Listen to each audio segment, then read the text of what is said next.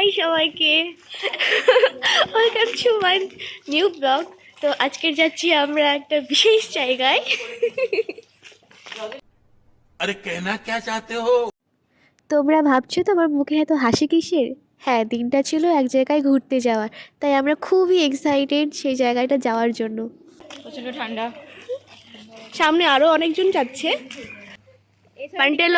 পান্টে লোক ইয়াবে প্লিজ। মন্দিরা ফ্রেমেই এলো না, ঠিক আছে। তো আমাদের হুট করেই প্ল্যান হয়েছিল যে ঘুরতে যাওয়ার, তাই আমরা সবাই দলবল বেঁধে একদম পুরো নেমে পড়েছি যে ঘুরতে যেতেই হবে। প্ল্যান যখন ঠিক হয়েছে তখন ঘুরতে যেতেই হবে। তো কলেজও ছুটি ছিল আর আমরা বেরিয়ে পড়েছিলাম। কি অবস্থা! আমরা অনেক সকাল সকালই বেরিয়েছিলাম, কারণ অনেকটা দূরে যেতে হবে। আর ওই দিন সকালবেলা খুব তাড়াতাড়ি অটোটাই পেয়ে গিয়েছিলাম, কারণ আমাদের হোস্টেল থেকে অটো অত সকাল সকাল পাওয়া যায় না, কিন্তু ভাগ্যক্রমে পেয়ে গিয়েছিলাম। তো এখন আমরা যাচ্ছি বারাসাত স্টেশনে। বারাসাত স্টেশন থেকে আমরা এখন শিয়ালদার দিকে যাব। কথা বলতে বলতে আমরা স্টেশনেও চলে এলাম। এই যে আমরা একেবারে লোকেশনের জন্য টিকিট কেটে নিলাম। আর এই যে ঘোড়ার মাথা, এর কি হয়, মাঝে মাঝে চলে আর মাঝে মাঝে চলে না। যারা যারা বারাসাতে থাকো তারা এটা অবশ্যই ফেস করেছো। নির্যাতন করছে দেখ। আমরা যেখানে যাবো সেখানে বাওয়াল করেও না, সেটা আর হয়? তিয়াশা প্লিজ, খাবি তুই? দেখ দেখ দেখ দেখ দেখ দেখ দেখ। আপনারা খাবেন, আপনাদের ইনফ্লুয়েন্স আপনাদের সবাইকে খাওয়াবেন। गजब बेइज्जती है। তো তারপরে আমাদের ট্রেন চলে আসে। ভাই রে ভাই, বনগাঁ হলে যে কি ভিড় হয়, যারাই ট্রাভেল করে তারাই জানি। ওই দিন সকালবেলা এত ভিড় ছিল, এত ভিড় ছিল, মানে মেরে কেটে ঢুকতে হয়েছে জাস্ট ট্রেনে। মন্দিরা তার মেয়েকে নিয়ে বসে আছে ফিউচারে। এই যে শিয়ালদায় চলে এলাম, এবার এখান থেকে আমরা ট্রেন ধরবো। এরপর আমরা শিয়ালদা থেকে কৃষ্ণনগর যাব, তার জন্য আমরা লালগোলা মেমু ধরেছিলাম। ওই 10:30 কি 10:28 নাগাদ আমরা ট্রেনটা ধরেছিলাম। অনেকদিন ধরেই ইচ্ছা ছিল যে মায়াপুর যাব, সেটা আজকে সবার সাথে বন্ধু বান্ধবের সাথে সেটা সাকসেসফুল হলো। চা পাগলু। উফ বাবা, 2 ঘন্টা 2.5 ঘন্টা জার্নি করার পর শেষ পর্যন্ত স্টেশনে নামলাম। হাউস দ্য জোস গাইস।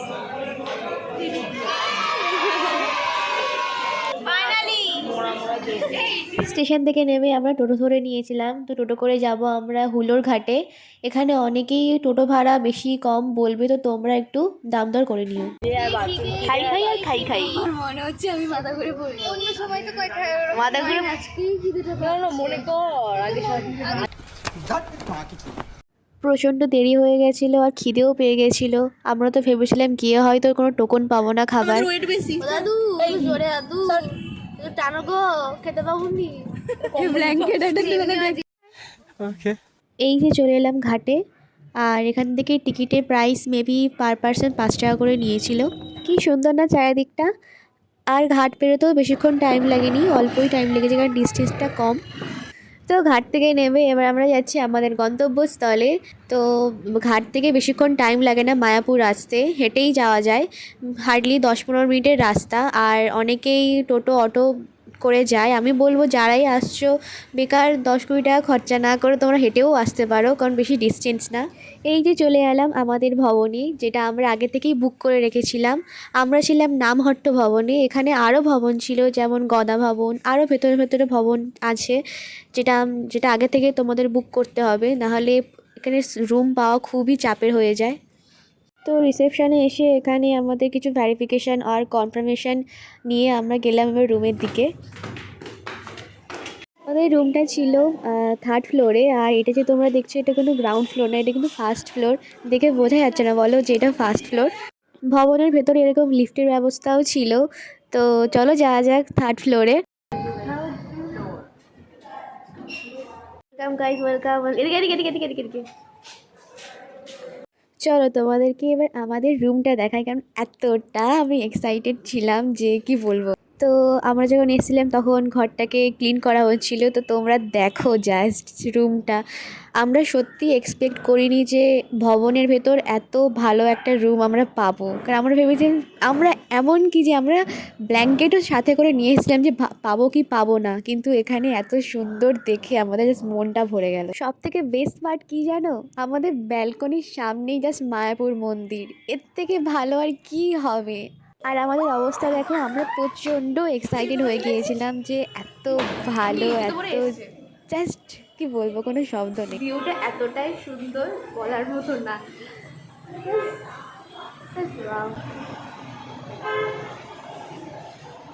চলো তোমাদের এবার দেখাবো আমরা কি কি করছি সারাদিনে। তো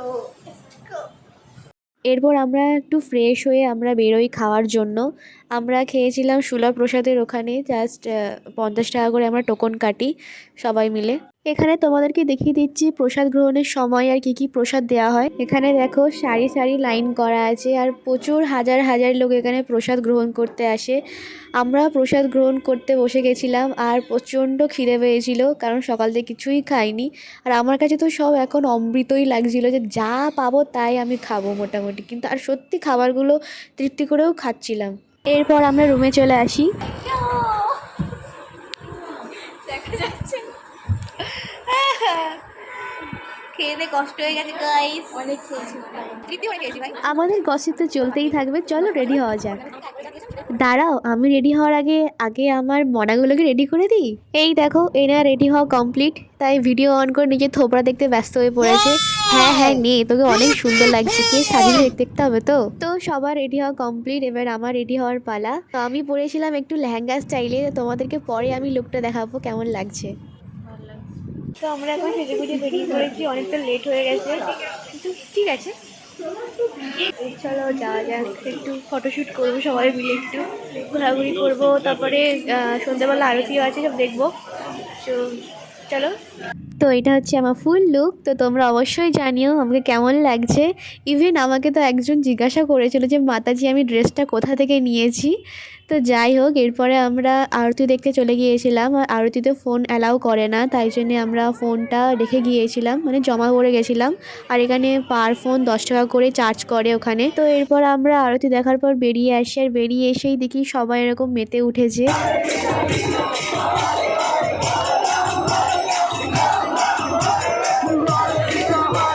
সাথে আমরাও মেতে উঠেছিলাম। আর এই অনুভূতিটাও বলে বোঝানো যাবে না যে কতটা শান্তি লাগছিল ওই পরিবেশটায়। তো এরপর আমরা বেরিয়েছিলাম টুকটাক কিছু খাওয়ার জন্য। এখানে প্রচুর দোকান আছে, কাপড়ের, খাবার দোকান, এখানে সবই নিরামিষ পাওয়া যায়। আর কাপড় দোকানগুলোতে পুরো গোপী ড্রেস ভর্তি, আর এত এত সুন্দর ড্রেসগুলো মনে হচ্ছে যেন কিনে নিই, কিন্তু ক্যা করে হাম তো मैं गरीब हूँ। সারা বাজার খুঁজে খুঁজে আমরা খেলাম কি, সিঙ্গারা।